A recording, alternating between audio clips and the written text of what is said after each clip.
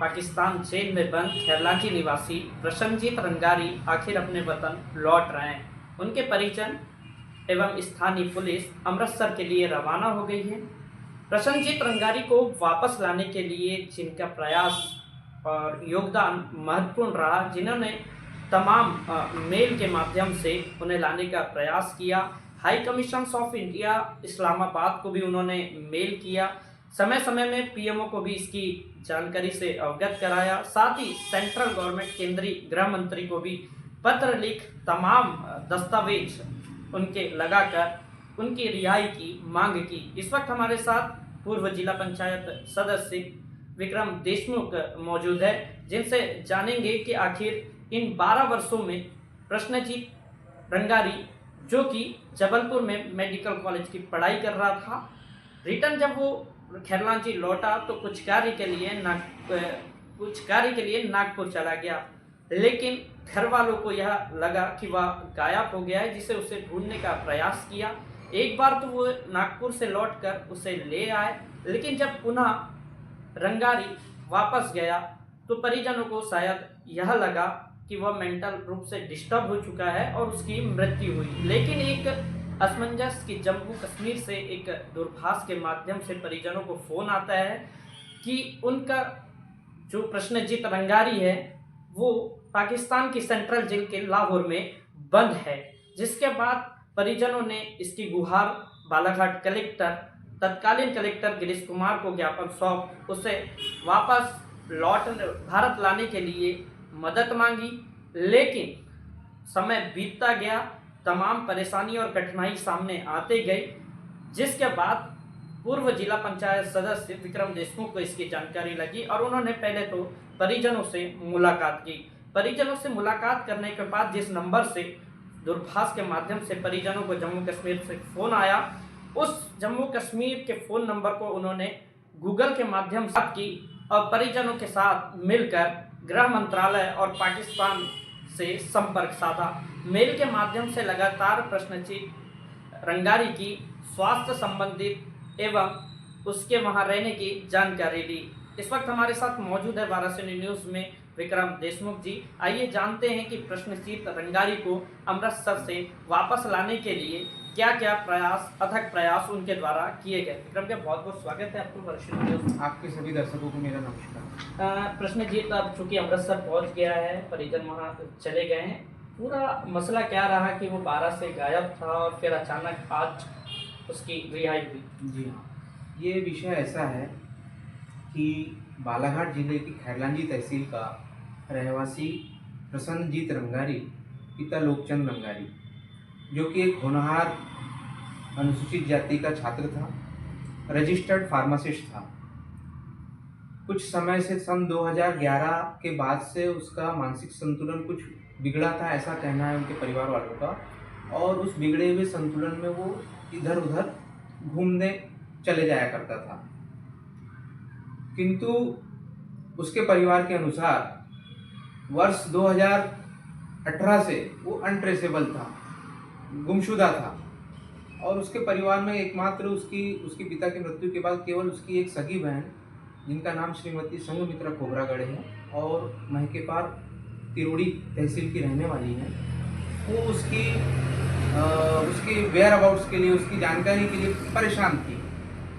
तभी एक दिन अचानक सन 2021 में श्रीमती संघमित्रा खोबरागढ़े महकेपार निवासी को जम्मू कश्मीर के कोई कुलदीप सिंह कुशवाहा नाम के व्यक्ति ने अपने मोबाइल से कॉल किया कि आपका भाई पाकिस्तान की कोट लखपत सेंट्रल जेल लाहौर में बंद है।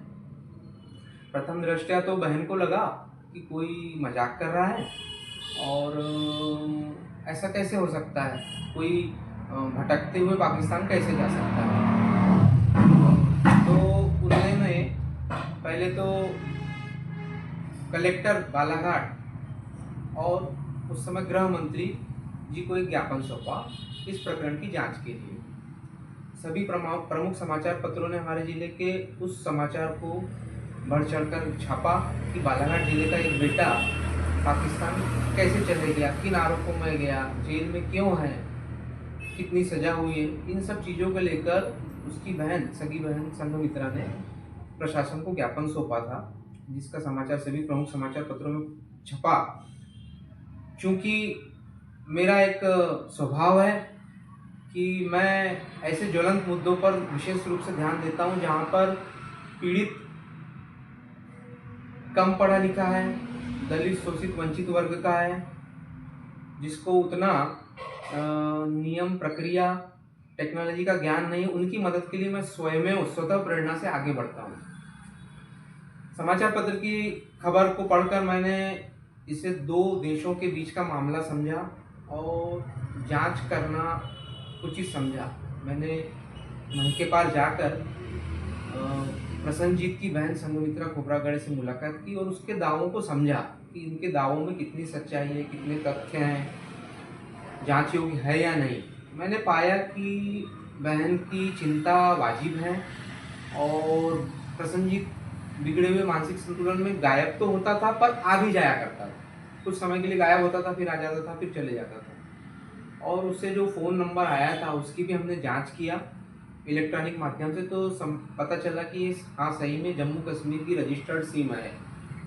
उसके दावों में कुछ तो सच्चाई है। फिर मैंने दिसंबर 2023 में जब मैंने उनसे मिला, उसके बाद सर्वप्रथम जनवरी 2024 में मैंने विदेश मंत्रालय भारत सरकार को संघमित्रा की ओर से, उसकी बहन की ओर से एक शिकायत की प्रसन्नजीत रंगारी की गुमशुदगी के विषय में और उसके पाकिस्तान स्थित कोट लखपत जेल में बंद होने संबंधित, जिसका मुझे 9 महीने बाद जवाब आया कि आप विदेश मंत्रालय के मदद पोर्टल पर इस संबंध की शिकायत कीजिए जो कि इस प्रकार की समस्याओं के लिए बनाया गया है।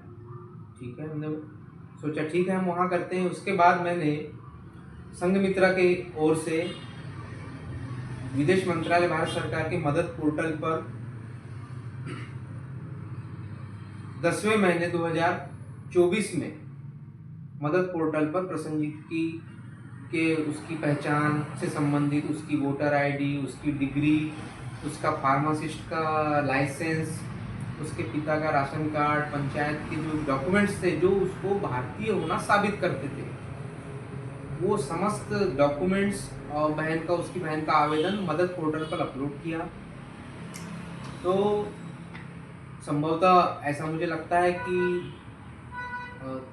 10वें महीने 2024 में जब मैंने अपलोड किया उसके बाद जांच हुई होगी, मेरे दावों की, मेरी शिकायत की जांच हुई होगी, गुप्तचर एजेंसियों के द्वारा और संबंधित थाने के द्वारा जांच हुई होगी, प्रसन्नजीत वास्तव में भारतीय है या नहीं, वास्तव में पाकिस्तान में है या नहीं, इसकी जांच हुई होगी।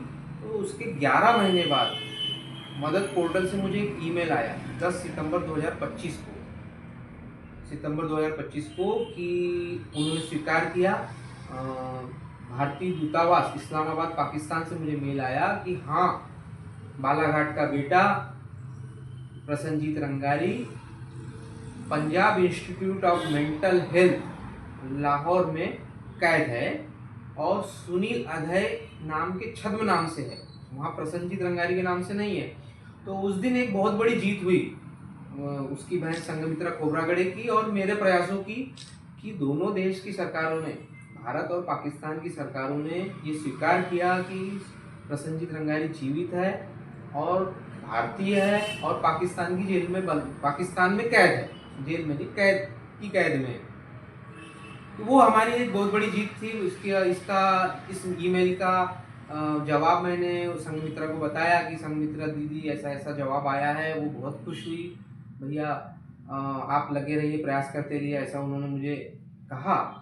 तो उसके बाद सितंबर 2025 के बाद मामले में थोड़ी सी देरी होने लगी। सितंबर गया, अक्टूबर, दिसंबर आया, जनवरी आई। तो मैंने बोला यार ये कहीं ना कहीं अगर इस मुद्दे को अगर हम पुनः अंतर्राष्ट्रीय और राष्ट्रीय मंच पर नहीं उठाएंगे तो इसकी रिहाई टलते जाएगी। और उसके बाद फिर मैंने दिसंबर 2025 में विदेश मंत्रालय में और प्रधानमंत्री कार्यालय में एक साथ मदद पोर्टल पे जो हमने कंप्लेंट की थी उसका हवाला देते हुए शिकायत की कि भाई ये हमारे भारतीय नागरिक है और इसकी रिहाई में इतनी देरी क्यों हो रही है। यदि वो बिना वैध कागजात के पाकिस्तान में इंटर हुआ भी था, मान ले एक बार के लिए, खुलासा तो वो जब वो आ जाएंगे प्रसन्नजीत तब वो बताएंगे कैसे पहुँचे, क्या पहुँचे, कितनी देर की जेल हुई, मेंटल हॉस्पिटल में कितनी दिन रहे, इसका खुलासा उनके आने के बाद हो पाएगा। पर जितनी जानकारी मेरे पास है, मेरे माध्यम, मैंने जो शिकायतें किया, मैंने जो सूचना का अधिकार लगाया, उसके माध्यम से मुझे जानकारी आई कि वो मदद पोर्टल पे जो जानकारी आई कि सुनील अधे के नाम से है, पर समय लग रहा था। प्रधानमंत्री पोर्टल पे जो शिकायत किया उसका जवाब मुझे फिर 2 फरवरी 2026 को आया।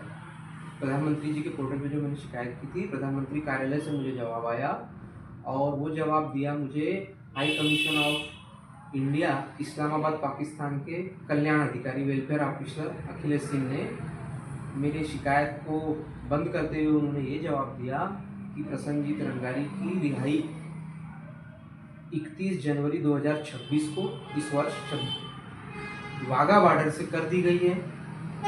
सकुशल वो वाघा बॉर्डर से अमृतसर के मंजीठा थाना को सुपुर्द कर दिया गया है और ऐसा कहकर उन्होंने मेरी शिकायत को बंद किया। तो उसके बाद मुझे संघमित्रा खोबरागड़े का फ़ोन आया, उसकी बहन का, प्रसन्नजीत की बहन का, कि भैया आपकी मेहनत सफल हुई, मेरा भाई वाघा बॉर्डर से भारत में प्रवेश कर चुका है। लेकिन इसमें बात सामने आ रही थी कि आर्थिक रूप से परिवार सक्षम नहीं था वहाँ जाने के लिए, उसे लेकर वापस आने के लिए। क्या आपके द्वारा कोई मदद की? जी हाँ, ये जो समाचार माध्यमों से हमको पता चल रहा है, मैं उस घर में गया हूँ। वो अनुसूचित जाति के एक मजदूर वर्ग की महिला है और गरीबी रेखा के नीचे जीवन यापन करने वाले लोग हैं, छोटा सा परिवार है, तो इतने आर्थिक संसाधनों से परिपूर्ण नहीं है। जब प्रसन्नजीत की रिहाई की बात चली तो उसके बाद प्रश्न खड़ा हो गया कि भाई हम लेने कैसे जाएं। जब हमने वहाँ संपर्क किया अमृतसर के थाने में ASI जसविंदर सिंह से, तो उनका कहना था कि हम ला के नहीं दे सकते, आपको आना पड़ेगा। मैंने उनसे निवेदन किया कि साहब ये गरीब परिवार है, आप बालाघाट जिले की सीमा में लाकर दे दीजिए हमें। तो उन्होंने बोला नहीं, ये कानूनी रूप से संभव नहीं है, आपको परिवार के लोगों को पहचान पत्र लेके यहाँ आकर उनकी सुपुर्दगी लेनी पड़ेगी, तभी हम दे पाएंगे। तो संघमित्रा भावुक हो गई कि अपने आर्थिक संसाधन नहीं थे। फिर गांव के कुछ लोगों ने और समाज के लोगों ने उन्हें उनका मार्गदर्शन भी किया, यथासंभव मदद भी की और उसके बाद उनके जाने का मार्ग प्रशस्त हुआ कि प्रसन्नजीत रंगारी किस थाने में बंद है, रेलवे स्टेशन से कितनी दूरी है और सुपुर्दगी कितनी जल्दी हो पाएगी। इन सब बातों को विचार करते हुए उसके परिवार को बताया गया है। उसका परिवार शीघ्र उनको लेने जाएगा। पाकिस्तान से चूंकि भारत के संबंध कई बार ठीक नहीं रहते हैं, ऐसी स्थिति में प्रसन्नजीत को छुड़ाने का जो प्रयास है वो कितना कठिनाई भरा था इस पूरे मुख्य बात यही थी कि दोनों भारत और पाकिस्तान के संबंध काफ़ी समय से बिगड़े हुए हैं। मनीष भाई, जैसे हम देखें कि चाहे वो उरी हमला हो, चाहे वो पहलगाम अटैक हो, चाहे वो ऑपरेशन सिंदूर हो, इन सब घटनाओं के कारण हम दोनों देशों के संबंध बिगड़े हुए थे। लेकिन समय समय पर भारत और पाकिस्तान अपने कैदियों की जानकारी साझा करते हैं विदेश मंत्रालय के माध्यम से, और यदि वो पाते हैं कि बाढ़ में बह के आ गए या खेतों में काम कर रहे थे, जानवर चरते हुए पाकिस्तान की सीमा में चले गया, किसान जानवर को अपने लेने गया, उतने में सेना ने उसे पकड़ लिया अवैध रूप से पाकिस्तान की सीमा में। तो ऐसे बहुत से कारण रहते हैं जब दोनों देशों के नागरिक न चाहते हुए भी बॉर्डर गलती से क्रॉस कर देते हैं और उन्हें कठिनाइयों का सामना करना पड़ता है। समय समय पर सरकारें एक दूसरे के कैदियों की जानकारी साझा करती है और यथासंभव उनकी रिहाई भी करती है। आपने जब मेल किया राइट ऑफ इंफॉर्मेशन के 2005 के तहत, जब उनसे इंफॉर्मेशन ली तो वहाँ से ये आया कि आप उनके परिवार के सदस्य नहीं हैं, तो आपको क्या उस समय ऐसा लगा कि आप अगला प्रयास जो करेंगे उनकी बहन के माध्यम से करेंगे, अगर ये पूर्ण नहीं होता तो फिर भी एक प्रयास सफल रहा राइट टू इन्फॉर्मेशन के तहत जो आपने सूचना मांगी थी उस जी। सूचना में आपको आपके संतुष्टजनक जवाब जो मैं बोलूँ जी। वो आपको मिला। जी। इसके पीछे की कहानी क्या है? उसमें ये है कि जो मदद पोर्टल में हमको 2025 में जो जवाब मिला था कि सुनील प्रसन्नजीत रंगारी है पाकिस्तान में, उसके बाद देरी हो रही थी उसकी रिहाई में। कोई जवाब मुझे विदेश मंत्रालय से भी नहीं आ रहा था और कोई विदेश मंत्रालय की मदद पोर्टल से भी कोई मुझे ईमेल या पत्राचार नहीं किया जा रहा था। तो मैं ये जानना चाह रहा था कि उसकी रिहाई के लिए भारतीय दूतावास द्वारा क्या किया जा रहा है। उसको जानने का एक ही जरिया था जो प्रत्येक भारतीय नागरिक के लिए उपलब्ध है, सूचना का अधिकार 2005, जो कि भारतीय दूतावास पर भी लागू होता है। उसके तहत मैंने दिसंबर 2025 में एक आरटीआई लगाई प्रसन्नजीत की रंगारी के विषय में विदेश मंत्रालय द्वारा किए जा रहे प्रयासों को जानने के लिए।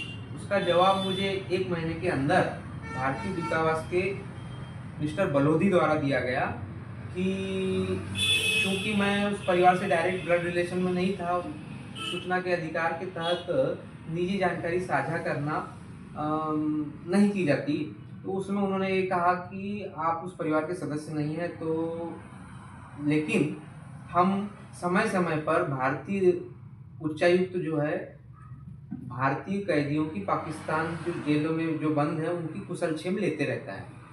तो उसके बाद मुझे अगर ये रिहाई नहीं होती तो मेरा अगला कदम ये था कि मैं उसकी बहन से आरटीआई भारतीय दूतावास में लगाता, उसके भाई की जानकारी ली। अभी स्वास्थ्य की हालत क्या है प्रसन्नजीत की, आपको जानकारी? मेरी स्वयं की तो बात नहीं हो पाई है, लेकिन उसकी बहन से संघमित्रा से उसकी वीडियो कॉल पर बात हुई है। प्राप्त जानकारी के अनुसार उसकी बहन ने उसके भाई को पहचान ली, उसके भाई ने उसकी बहन को पहचान लिया है और बात कर रहे हैं वो। अगर वो इतना सूझबूझ नहीं होती तो वो अपनी बहन का नंबर उस जम्मू कश्मीर वाले कुलजीत सिंह कुशवाहा को देता कैसे, और उसके बारे में पता कैसे चलता कि वो कहाँ है। तो मुझे लगता है कि वो ठीक है, इतनी लंबे समय से घर परिवार से दूर है, यातनाएं झेली होगी उन्होंने पाकिस्तान की जेलों में, ऐसा मुझे लगता है। तो यातनाओं के कारण थोड़े आत्म केंद्रित हो गए होंगे, लेकिन जब आएंगे, लौट के आएंगे तो परिवार के साथ रहेंगे तो निश्चय ही हंसता खेलता परिवार हो जाएगा। पुनर्वास नीति जो है उसके माध्यम से क्या परिवार को लाभ मिल सकता है या आप उनको दिलाने का प्रयास करेंगे? जी हाँ, गृह मंत्रालय भारत सरकार की एक पुनर्वास नीति है जिसके तहत जो भारत में शरण लेते हैं और जो रिपेट्रिएटेड होके आते हैं, यानी अपने जन्म स्थान में लौट कर आते हैं किसी दूसरे देश से जेल काटकर या सजा काटकर, उनके लिए भारत सरकार की पुनर्वास नीति है गृह मंत्रालय के अंतर्गत। प्रसन्नजीत रंगारी के सकुशल घर लौटने के बाद हम उसके लिए भी प्रयास करेंगे। तो ये थे विक्रम देशमुख जी, जिन्होंने वाराणसी न्यूज़ से तमाम बातें साझा की। उसके प्रमाण जो है वो हम आपको by the way step by step दिखाएंगे कि उन्होंने कब तक ये प्रयास किया। ये उसकी कॉपी है जो हम आपको दिखाना चाह रहे हैं कि उन्होंने जो है 10/1/26 को उनको मेल आया है, एक पत्र जारी हुआ है जिसमें उनकी जो लगाई गई थी जानकारी प्रधानमंत्री कार्यालय में वो क्लोज कर दी गई है। अमृतसर के वाघा बॉर्डर में उन्हें सकुशल प्रसन्नजीत को वहाँ लाके छोड़ा गया। अभी वो फिलहाल जालंधर पुलिस के संपर्क में है और ये आप हर एक कागज़ देख सकते हैं जो विक्रम देशमुख ने प्रयासों से प्रसन्नजीत को सकुशल भारत लौटने और उनके निज स्थान पर लौटने के लिए किए हैं। ये तमाम जो दस्तावेज हम आपको वाराणसी न्यूज़ के दर्शक को दिखाने का प्रयास कर रहे हैं। ये तमाम जो कागज़ है जो एक जनप्रतिनिधि का कर्तव्य बनता है कि उसे अपने दायित्व का निर्वहन किस प्रकार से करना चाहिए आम जनमानस के लिए। और चूँकि उनके पिताजी का कार्यकाल देखें तो कटंगी क्षेत्र से काफ़ी लगाव था, कटंगी क्षेत्र के प्रत्येक गांव से उनका जनसंपर्क काफ़ी था। ऐसे में महके पार की इस पूरी घटना को उन्होंने स्वतः संज्ञान में लिया। अपने संज्ञान में लेने के बाद परिजनों से मुलाकात की और समय समय में 2023 के बाद लगातार वो मेल करते रहे और जिस प्रकार से उन्होंने मुलाकात की वो आज पूरी तरह सफल रहा और कुछ ही दिन में प्रसन्नजीत अपने निज स्थान खैरलांजी महके पार में देखने मिलेंगे। आगे भी इसी तरह की खबरों के लिए हमारे वाराणसी न्यूज़ को लाइक और शेयर करें। ठीक है ये आपकी कॉपी है। जी जी मैं रख लेता हूँ।